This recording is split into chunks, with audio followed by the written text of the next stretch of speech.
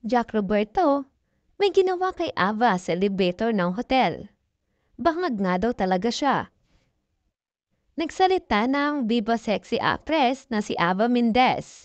Hingil sa isyung idinidikit sa kanilang dalawa ni kapusuhang aktor Jack Roberto.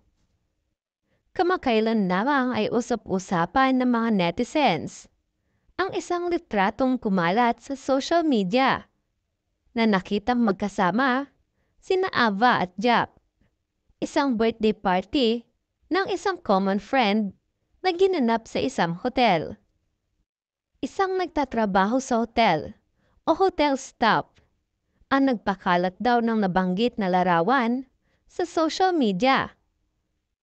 Hindi lumaki ng bonggang-bongga ang istorya dahil naniniwala ang Jack B fans na hindi magagawang lokohin ni Jack ang current girlfriend na si Kapuso primetime princess Barbie Fortesa. Sa latest interview ng isang vlogger kay Ava, binasag na niya ang kanyang katahimikan tungkol sa issue.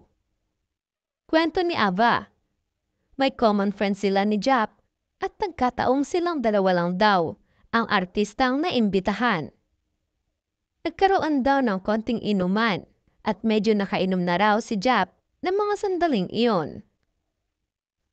Marami raw sa mga usherettes ang lumapit kay Jack para daw makipag-usap at bilang celebrity ay naging mabuti naman daw ang pakikisama ng aktor sa kanila.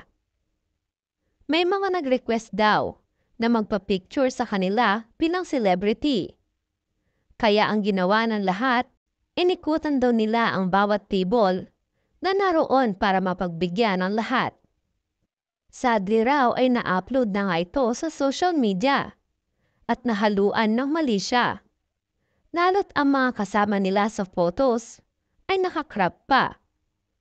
Isa pa sa mga naisiwalat ni Ava ay ang behavior ni Jack kapag nakainom na to.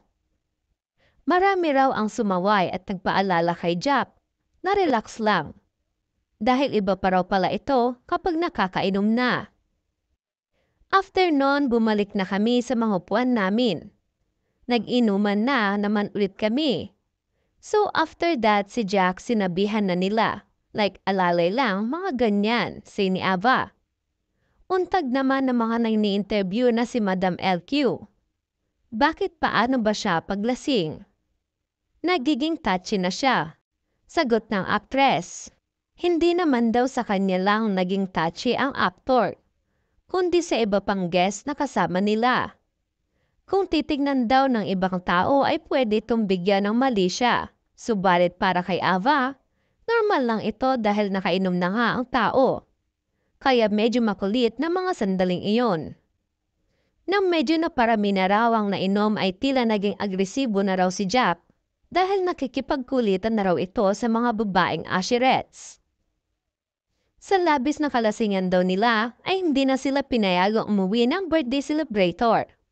Kaya kinuhanan na lang sila ng hotel room. Papunta na kami ng elevator.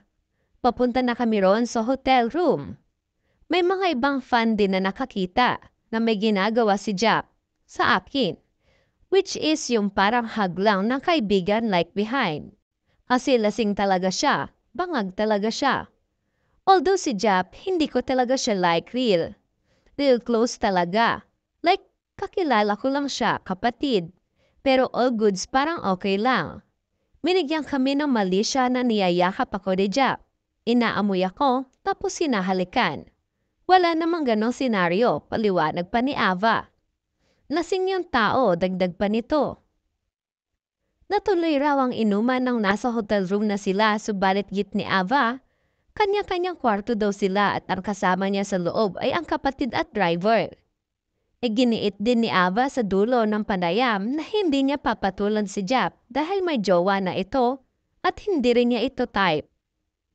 Samantala wala pa namang tugon reaction o pahayag si Jack o si Barbie tungkol sa issue.